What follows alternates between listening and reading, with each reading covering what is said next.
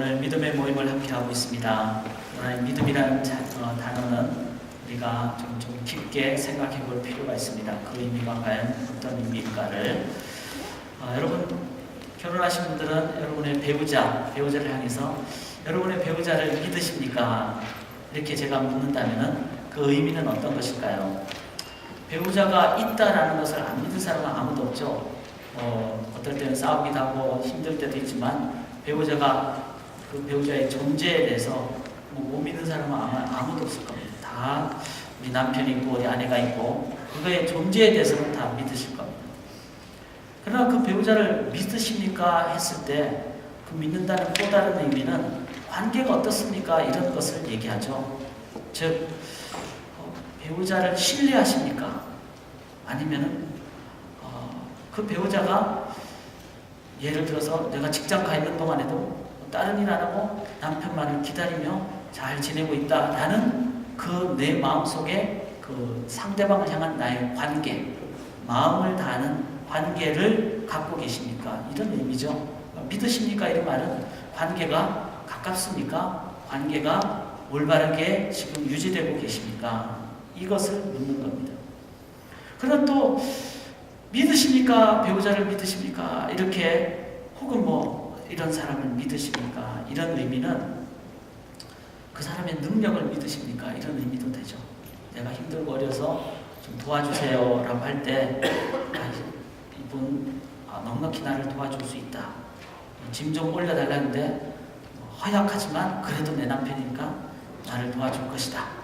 그렇게 할 때 우리가 도와달라 이렇게 하죠. 그걸 믿으니까 도와달라 이렇게 할 수 있는 겁니다. 그러니까 우리가 보통 사람을 향하여 믿으십니까 할 때는 기본적으로 존재에 대해서 인정하십니까? 이거는 다 우리가 인정을 하죠. 관계가 어떻습니까?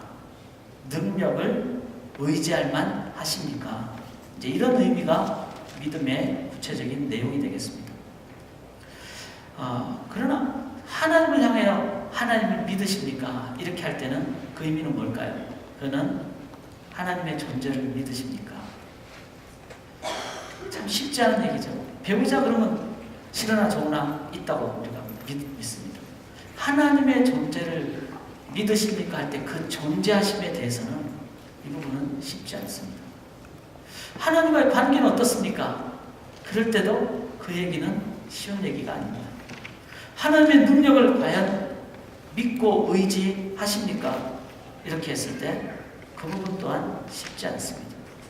그러나 하나님과의 관계에서 하나님의 존재를 우리가 못 믿는다면 또 하나님과의 관계가 올바른 관계가 아니라면 하나님의 능력에 대한 나의 불신이 있다면 올바른 어떤 믿음의 자세를 갖지 못하게 될 것입니다. 우리의 삶에 사람과의 관계를 향해서 하는 얘기가 아니라 이 믿음은 하나님 앞에서 하나님에 대한 우리의 그 믿음의 의미를 한 번 더 점검을 해볼 때 우리들은 진정한 그 능력, 구원의 어떤 의미 이 부분을 갖게 되죠. 보통 우리가 전도할 때 전도가 안 되는 가장 큰 이유는 이것 때문에 그렇습니다. 저 사람이 예수를 믿는다고 하는데 하나님을 믿는다고 하는데 저 사람 봤을 때 도대체 하나님의 존재하심을 도무지 내가 볼 수도 없다. 저 사람 삶을 봤을 때 하나님과의 관계를 도무지 내가 관계 기억조차 내가 잘 모르겠다.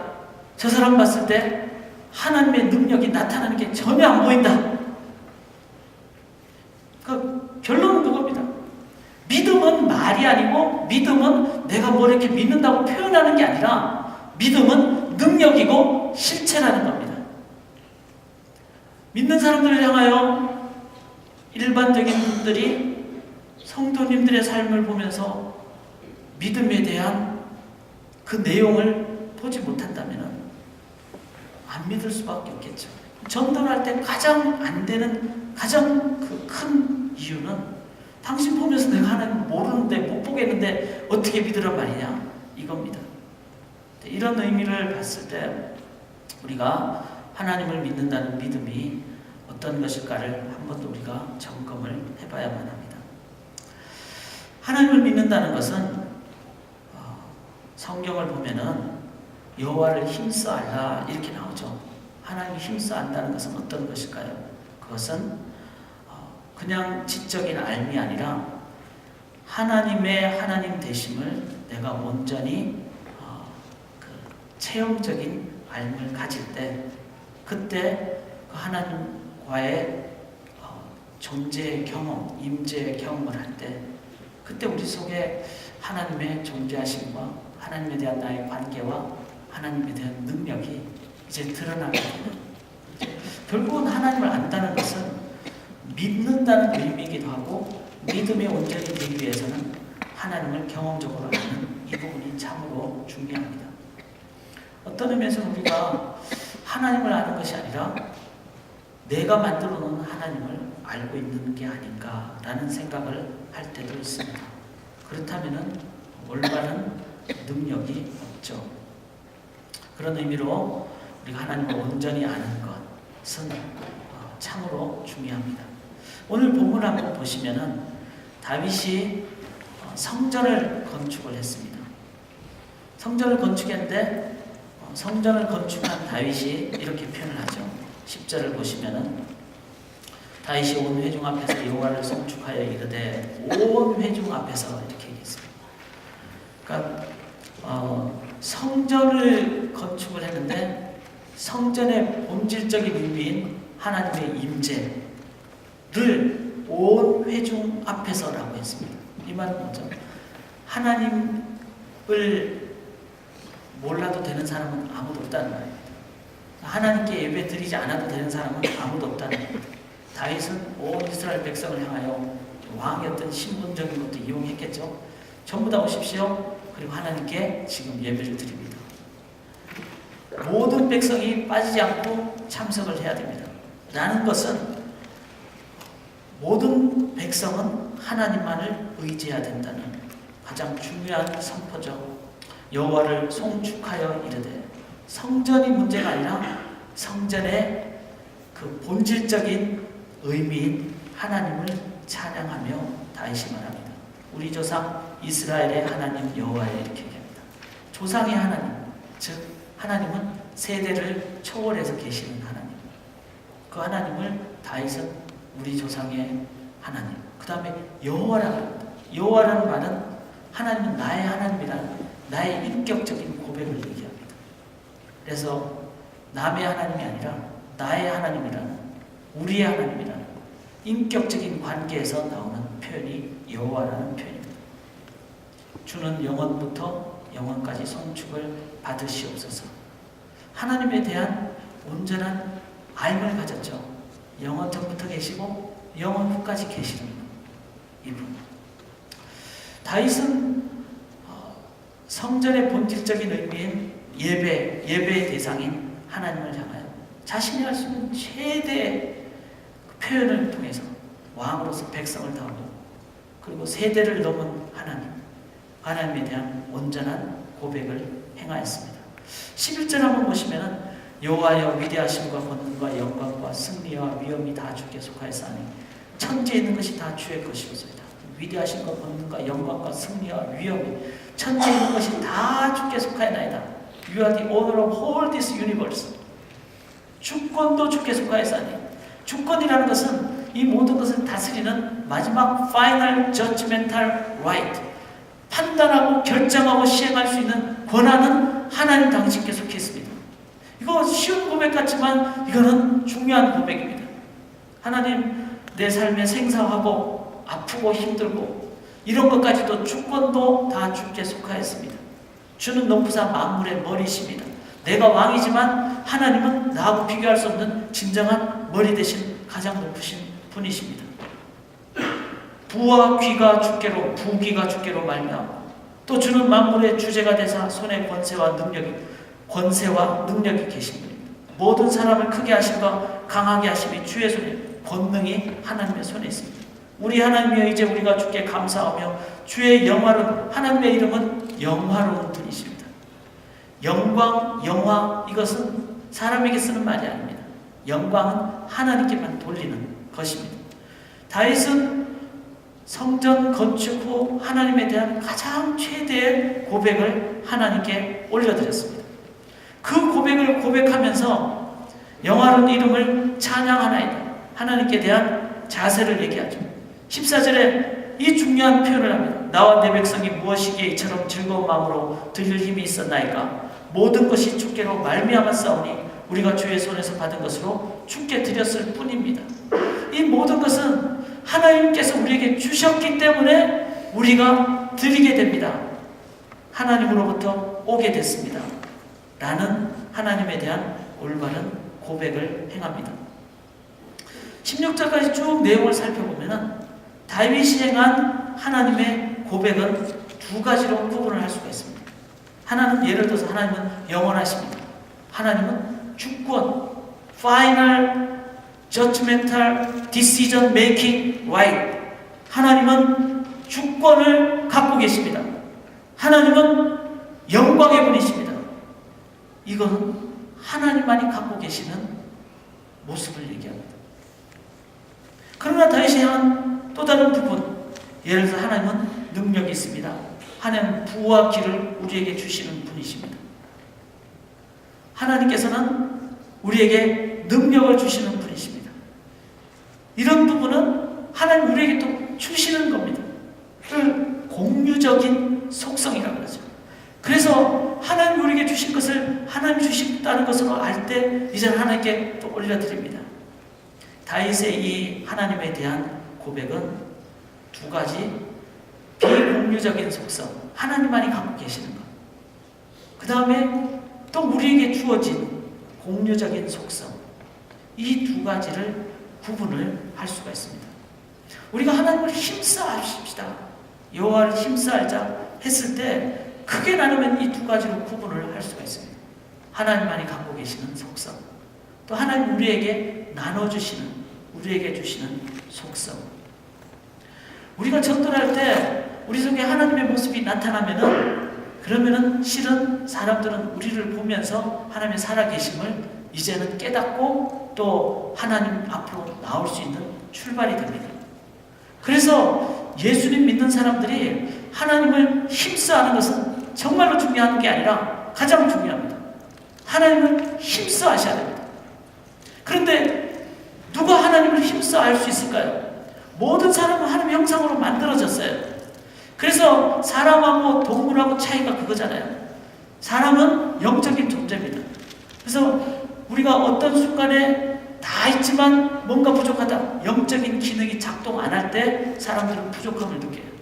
동물들은 그거 없어도 얼마든지 동물들은 살다가 목숨 다하고 인생을 마감할 수 있습니다.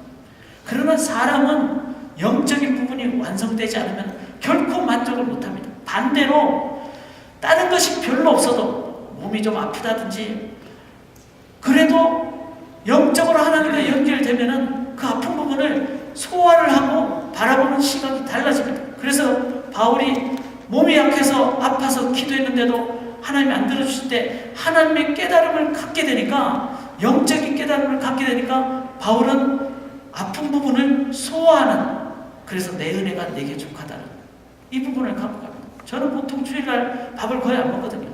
오늘 이제 아침에 미팅이 있어서 좀 먹었지만 보통 주일날 되면은 아침부터 거의 저녁까지 거의 안 먹습니다. 그러나 영적으로 가장 하나님을 의지하게 되죠.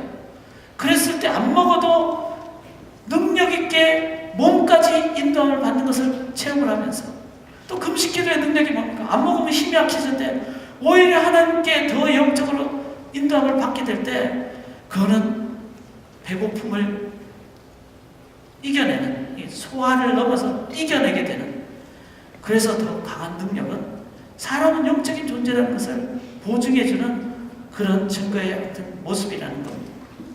이런 의미로 하나님의 형상을 가진 우리 사람들이 하나님께 나아가는 유일한 존재라는 겁니다. 하나님의 형상을 가졌다는 건 그 의미죠. 하나님과 닮았다는 겁니다. 그 닮았다는 것은 뭔가 통한다는 거죠. 아마 오늘 제가 민규 형규 얘기했을 때 제일 먼저 마음에 그냥 많이 느낌을 받았던 분은 우리 이민영 성도님, 엄마일 거예요. 아빠 강희석 집사님. 왜냐면 닮았고 통하기 때문에. 우리가 하나님과 연결됐다는 될 수 있는 것은 하나님의 형상을 가졌기 때문에 그렇습니다. 그런데 타락했다는 것은 그 형상이 왜곡돼서 일그러졌습니다. 그래서 더 이상 하나님과 연결이 안 되는 것이죠. 그래서 일반 사람들은 죄 지은 점에서 하나님과 디스커넥트 됐기 때문에 하나님과의 관계를 유지를 할 수가 없습니다. 누가 유지를 합니까? 십자가의 보혈을 통해 하나님께로 나아갈 수 있는 예수님의 보혈을 믿고 의지한, 주님 앞에 구세주로 고백하고 의지한 그리스도인들만이 예수님의 형상을 회복하게 됐어요.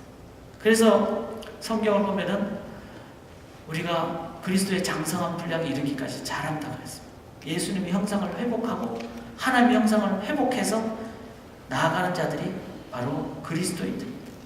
그리스도인들만 유일하게 하나님을 알되 힘써할 수가 있습니다.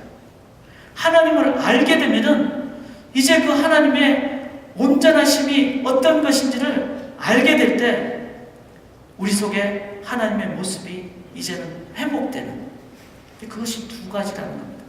하나는 공유적인 속성, 하나님이 우리에게 나눠주실 수 있는 공유적인 속성. 이것은 뭐죠? 하나님의 거룩하심, 하나님이 의지를 갖고 계시는 부분, 또 하나님의 자유, 하나님의 신실하심, 하나님의 선하심.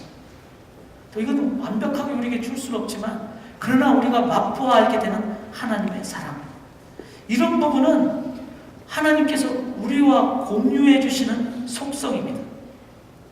예수 믿는 자들이 하나님께 의지하고 나아갈 때 하나님의 거룩하심을 우리가 받게 됩니다. 하나님의 그 의지력을, 결단력을 받게 됩니다. 하나님의 신실하심과 선하심을 받게 됩니다. 이 부분을 우리가 힘써 하나님을 알고 하나님께 구하고 나아가실 때 우리 속에 무엇이 임하겠을까요? 바로 하나님의 거룩함과 하나님의 선하심과 하나님의 사랑하심과 하나님의 인자하심, 이 부분이 우리 속에 이제 표현되고 나타날 때 믿지 않는 사람들이 보면서 하나님 살아계십니다, 하나님의 모습을 보게 된다는 것이죠. 그래서 공유적인 속성은 우리 성도님들께서 꼭 하나님께 구함으로 받을 수 있고 구하셔야만 된다는 것입니다. 이것이 있을 때 우리 속에 일반 믿지 않는 분들에게 하나님의 살아계심을 우리가 선포하게 됩니다. 한마디로 이게 어떻게 구해질까요? 그것은 어린 설교를 잘 들으신 분은 이해합니다. 뭐죠? 바로 성령의 열매입니다. 하나님의 사랑, 하나님의 평화, 하나님의 기쁨, 하나님의 온유, 절제, 이 성령의 9가지 열매는 전부가 공유적인 속성을 얘기합니다. 우리가 우리 속에 이 9가지 열매를 온전히 맺게 될 때 우리들은 세상 사람들에게 하나님의 살아계심을 보여주는 것이죠. 그게 뭡니까? 사랑과 희락과 화평과. 성령이 함께 하실 때 사랑이, 그 다음에 희락이, 기쁨, 화평, 세상에 줄 수 없는 화평, 오래 참. 그래서 내 삶에 성령이 함께 하시면은 이런 것이 7번 용서해 주는 게 아니라 그 이상 나를 어렵게 해도 성령이 함께 하시면은 성령의 열매는 오래 참기에, 언제까지? 끝까지 참기에, 그리고 자비와 양선, 내 마음속에 자비하는 마음과 그리고 선을 베풀어주는 마음, 그 다음에 오래 참고 충성이죠. 충성, 나에게 주어진 일에 충성 다하는, 그리고 온유한 젠틀레스죠. 사람의 열매는 7가지 정도 가다가 멈출 수밖에 없습니다. 내가 충성까지 다 했는데 교만해질 수가 쉽죠. 교만 안 하고 내가 온유까지 했어요. 그러면 속으로 오버하기가 쉽습니다. 절제 못할 때 쉽습니다. 그러나 성령의 열매는 완벽한 열매, 사랑, 하나님과의 관계에서 사랑과 희락과 화평이 나오고, 다른 사람과의 관계에서 오래 참음과 자비와 양선이 나오고, 나 자신의 관계에서 나에게 맡겨진 일에 충성도 하고 온유하고 내면적으로 내 삶에 절제가 있는, 이런 완벽한 열매예요. 이 열매를 우리가 맺게 되면은 사람들은 우리를 보면서 저 사람은 사람의 모습이 아니라 저 속에 뭔가 사람이 아닌 하나님의 모습을 보게 된다는 겁니다. 이것은 공유적인 속성이기에 예수 믿는 자들이 성령으로 예수를 주라고 한, 그래서 성령으로 예수를 믿게 된 존재이기에 우리들이 하나님께 하나님 이 성령의 열매를 주시옵소서 구하실 때 성령께서는 기뻐하시고 열매를 맺게 해주실 줄 믿습니다. 우리의 기도 제목은 이런 기도 제목이 되어야 됩니다. 구하라 그러면 너에게 주실 것이요. 뭘 구해야 됩니까? 성령의 열매입니다. 그러기 위해서 여러분, 우리 속에 성령 열매가 나타나면은 저는 여러분들의 성격에 관계없이, 여러분의 사회적인 배경에 관계없이, 그 사람은 찔러도, 그 사람은 온유하고, 그 사람은 아무리 핍박을 해도 그 사람은 절제하고 오래 참고, 이런 모습이 있을 때 사람들은 그 속에 하나님의 권위를 느끼게 된다. 그래서 우리가 성령의 열매를 하나님께 간절히 구하는 저희들 되기를 원합니다. 이렇게 되기 위해서 여러분 어떻게 하셔야 될까요? 기도 제목을 제대로 이해를 하셔야 됩니다. 그래서 꼭 외우십시오. 사랑과 희락과 화평과 오래 참음과 자비와 양선과 충성과 온유와 절제. 다 외우시리라고 생각을 합니다. 그렇게 기도 제목으로 삼으시고 기도하시고, 지금도 여러분들이 한번 돌아보시고 내 마음속에 지금 사랑이 있는지, 희락이 있는지, 화평이 있는지, 내 마음속에 오래 참음이 있는지, 자비하는 마음이 있는지, 자비하는 마음이 있는지, 양선, 선을 베푸는 마음이 있는지, 오래 참으시는 마음, 충성하는 마음이 있는지, 온유하신지, 그리고 절제하는 마음이 계신지, 사랑과 희락과 화평과 오래 참음과 자비와 양선과 충성과 온유와 절제. 이것은 우리의 기도 제목입니다. 그리고 구하는 자에게 주실 줄 믿습니다. 그렇게 우리 속에 하나님의 공주적인 속성이 온전히 나타나실 때 실은 가장 가까운 사람은 압니다. 내 아내가 변했네. 내 남편이 변했네. 여러분 20년 30년 산다고 남편이 변하던가요? 제 아내는 지쳐서 이제는 포기했어요. 저에 대한. 결혼 초기부터 저는 일 중독자. 제 아내가 너무 힘들어합니다. 제 안에 성령의 열매가 안 맺히면 저는 절제를 못합니다. 일하다가 죽을 사람이에요. 그것도 절제해야 되겠죠. 제가 성령의 열매를 맺을 때만이 가장 가까운 사람에게 실은 살아계신 하나님을 증거할 수가 있습니다. 그러므로 우리의 기도, 공유적인 속성이니까 하나님 우리에게 주시겠다고 하시는 거니까 성령께서 열매로 약속하셨기에 우리가 이 부분을 하나님께 기도로 올려드리실 때 응답받고 가장 가까운 가족들에게 먼저 살아계신 하나님을 선포하시는 우리 성도님들 되시기를 주님의 이름으로 간절히 기원합니다. 하나님의 또 다른 속성이 있죠. 힘써 하나님을 알라 그럴 때 비공유적인 속성입니다. 그게 뭐죠? 교리적으로 얘기를 하자면 하나님의 자존성입니다. 하나님 스스로 계시는 거죠. 독립성. 여기에 스스로 계신 분은 아무도 없습니다. 다 누군가에 의해서 이곳에 왔잖아요. 차가 여러분을 데리고 왔든지 부모님 여러분을 데리고 왔든지 독립적인 존재는 아무도 없습니다. 생각을 해보세요. 부모님 없이 있는 사람이 있는가? 하나님은 하나님의 속성상 스스로 계셔야 됩니다. 그럼 우리가 해야 될 게 뭘까요? 그분을 의지해야 되겠죠. 그분은 불변하신 분이십니다. 그러므로 우리는 그분께 기준을 맞춰야 돼요. 창세기부터 계시록까지 나타난 그 1600년 동안의 말씀이 하나도 이 모순이 되지 않는, 그러면 그 불변하신 그분을 의지해야 되겠죠. 무한하신 분이십니다. 그분은 유일하신 분이십니다. 이 하나님의 무한과 불변과 유일하시고 자존하신 이 하나님에 대한 우리의 자세는 어떤 것이냐 될까요? 공유적인 속성은 구해야 됩니다. 그러나 비공유적인 속성은 구한다고 우리가 불변자가 되거나 우리가 유한자가 되거나 유일자가 되거나 우리가 스스로 있는 존재가 되거나 그러진 않죠. 그는 뭐죠? 이 비공유적인 하나님의 속성에 대해서 우리가 가지는 자세는 몇 가지가 있습니다. 하나는 예배자입니다.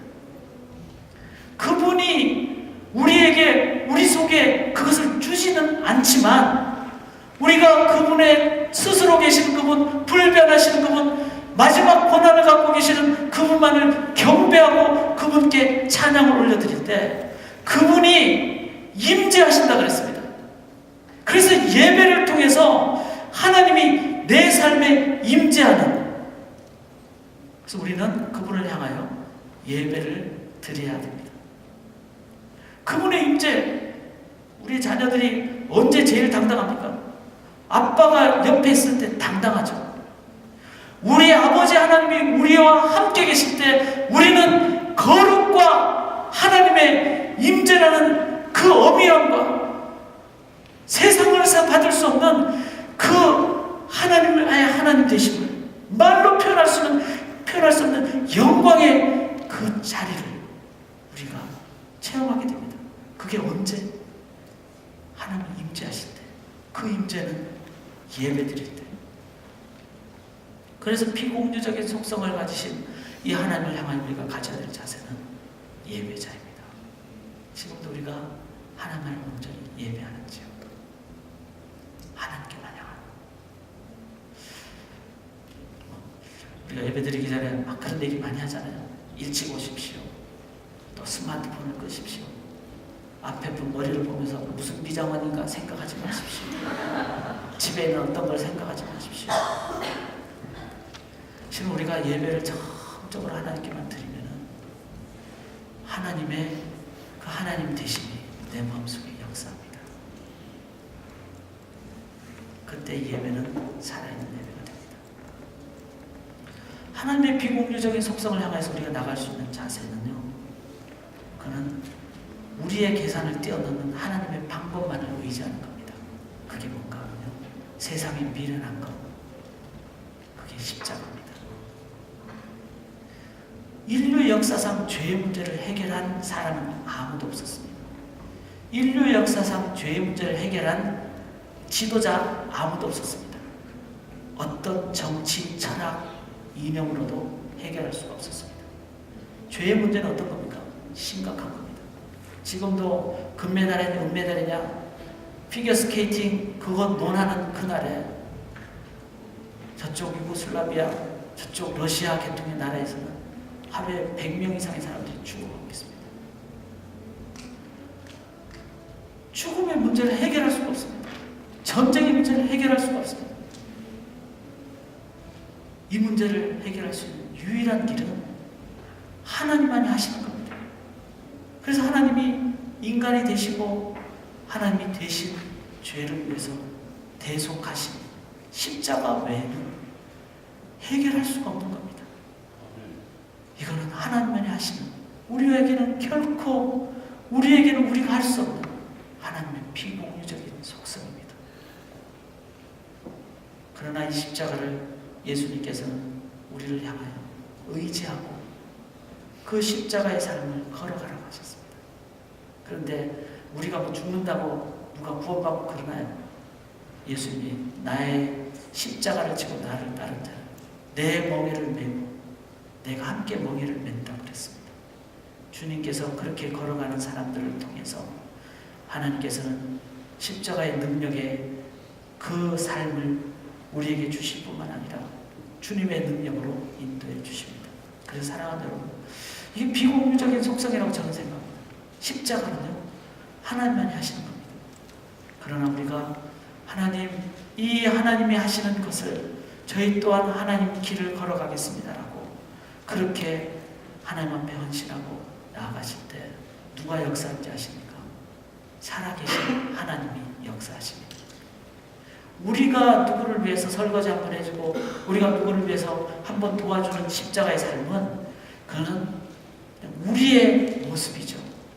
그러나 예수의 이름을 의지하고 이름도 없이 빛도 없이 주님 의지하며 십자가의 그 길을 걸어갈 때 비공유적인 속성이지만 우리 속에 역사하시는 예수님의 사랑과 부활의 능력이 우리의 십자가의 삶을 통해서 역사할 줄 믿습니다. 그것이 하나님의 능력입니다. 세상에 미련한 것이지만 그러나 하나님을 의지하고 나아가실 때, 십자가의 삶을 살아가실 때 살아계신 하나님께서 하나님의 능력으로 그 속에 역사하십니다. 이 길이 지금 세상에 있는 문제를 해결할 수 있는 유일한 길입니다. 우리가 십자가의 길을 걸어가기로 합니다. 하나님의 비공유적인 속성, 이거는 우리에게 주어지는 것이 아니죠. 하나님만이 갖고 계시는 겁니다. 내 속에 할 수가 없는 겁니다.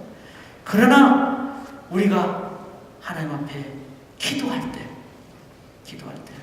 하나님께서는 우리가 못하는 그것을 하나님께서는 환경을 바꾸시고 기적으로도 인도하시고 하나님께서 역사해 주실 줄 믿습니다. 그래서 비공유적인 속성을 온전히 이해한 사람들은 기도자가 됩니다. 기도하실 때 하나님께서 역사하실 줄 믿습니다.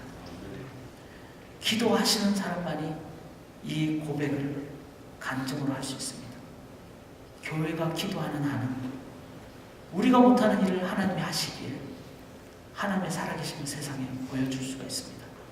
특별히 교회가 해야 될 기도는 중보 기도입니다. 전쟁을 향한 기도, 전쟁이 일어나는 지역을 위한 기도, 그리고 지역에 일어나는 모든 상황을 놓고 기도, 우리가 생각할 때 불가능하다고 생각하는 것을 향한 하나님의 인도하심을 구하는 기도. 제가 여러분에게 한 가지 기도 제목을 부탁을 드립니다.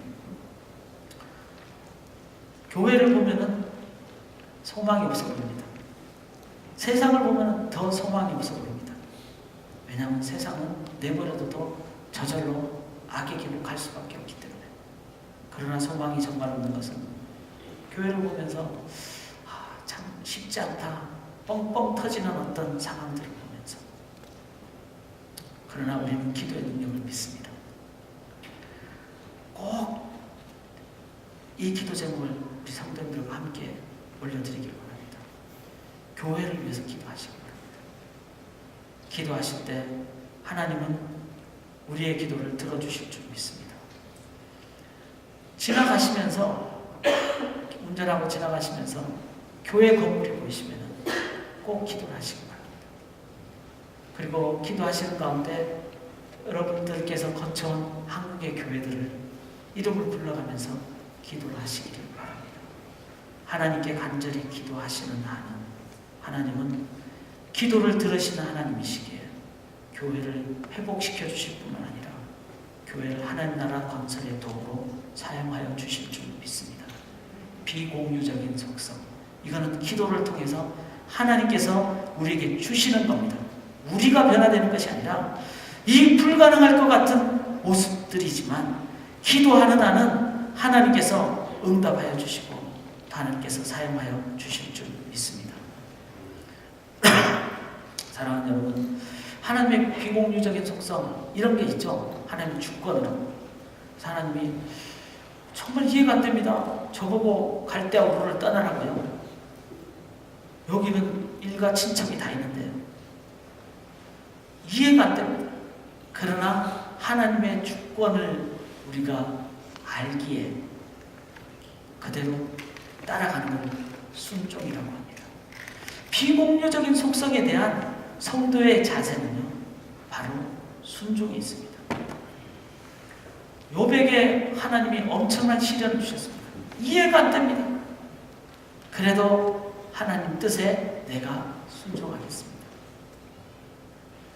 하나님의 주권을 우리가 이해한다면 내 머리로는 그 주권적 사역이 이해가 안 되지만 하나님 앞에 순종하겠습니다. 그런데 실은 그렇게 순종할 때 순종하는 자는 하나님의 역사하는 것에 동참하는 기쁨을 맛보게 됩니다. 우리의 개인적인 삶에 하나님이 소명자로 부르셨습니다. 근데 소명이라는 건요, 여러분 막 내가 하고 싶다고 하고 그런 게 소명 아닙니다. 소명은 하고 싶다고 하면은 하기 싫을 때 어떻게 하시겠어요? 또 내가 잘하는 것이 소명이라고 생각하면 하다가 실패하거나 실수하거나 해서 못할 때 여러분 소명 그만두시겠습니까? 소명은 하나님이 하고 하시기를 하라는 것이 소명입니다. 소명자는 이해가 안 돼도 쉽지 않아도 내가 하나님 뜻에 내가 순종하겠습니다 했을 때 하나님께서 역사하는 것을 순종을 통해서 보게 되는 기쁨을 누리게 됩니다. 그래서 사랑하는 여러분, 우리의 생각을 뛰어넘는 하나님의 주권적인 어떤 모습이 있다면 교회를 보면서 우리가 참 어렵잖아요. 그러나 분명히 교회는 하나님이 머리 되실 것이고 절대로 이 교회를 주님께서 떠나지 하리라 약속하셨기에 주님의 몸된 교회를 통해서 하나님께서 역사하심을 약속하셨기에 우리가 그 주권적인 사역을 믿는다면 여러분 교회를 위해서 기도하십시오. 그리고 맡겨진 소명에 순종하십시오. 분명히 하나님께서는 하나님의 그 비공유적인 하나님의 놀라운 능력을 우리의 기도와 순종을 통해서 부어주실 것입니다. 그것이 우리가 하나님께 나아가는 비공유적인 속성에 대한 우리의 자세입니다. 헤이리 선교를 저희 교회에서 7분, 8분이 가십니다. 가시는 분들 중에서는 생업에 종사해야 되는 그런 어른 성도님들도 계십니다. 자녀들이 많아서 돌보지 않으면 안 될 것 같은 상황. 그러나 하나님께서 마음을 몇 년 전부터 주셨기에 내가 하나님 앞에 순종합니다라고 순종하고 그렇게 하나님 앞에 결단했을 때 분명히 하나님께서는 이제 절반을 이렇게 비행기 티켓을 다 끊었거든요. 이제는 리펀드도 안 됩니다. 이제 가셔야 되는 겁니다. 그리고 그렇게 순종했을 때 하나님께서는 그곳에 하나님의 나라가 건설되는 놀라운 역사를 주실 줄 믿습니다. 우리의 생각을 뛰어넘는 하나님의 주권에 우리가 해야 될 일은 예배요, 십자가의 길이요, 기도요, 순종입니다. 그렇게 하나님을 의지하심으로 하나님의